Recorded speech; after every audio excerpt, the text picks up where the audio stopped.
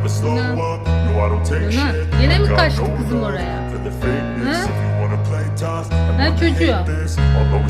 Kuzu.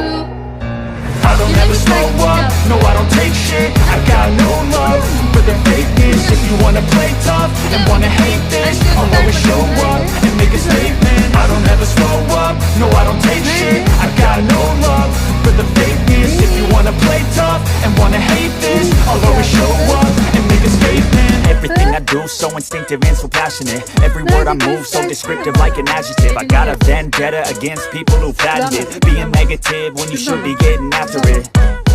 I got facts over tracks, this and that, spitting slow, spitting fast, I could roast, I could gas, think I'm okay at last, but I don't know if that can erase all the past and the pettiness, a reflection of the emptiness, hilarious, you think you're worth my time, you're delirious, mysterious, because you hide behind a fake exterior, inferior, you know I'll always be a bit superior.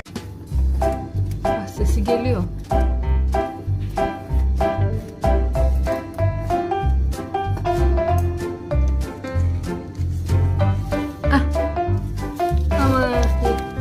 Koltuk değilmiş. Hatta hiç değilmiş. Hadi bakalım. Koş oyna. Kağıt parçası.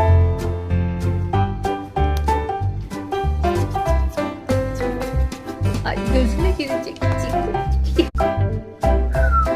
Kızım. Kaçar mısınız? Kızım kaçar mısın oradan? Bir kaçıver. Bir popoya bir manevra.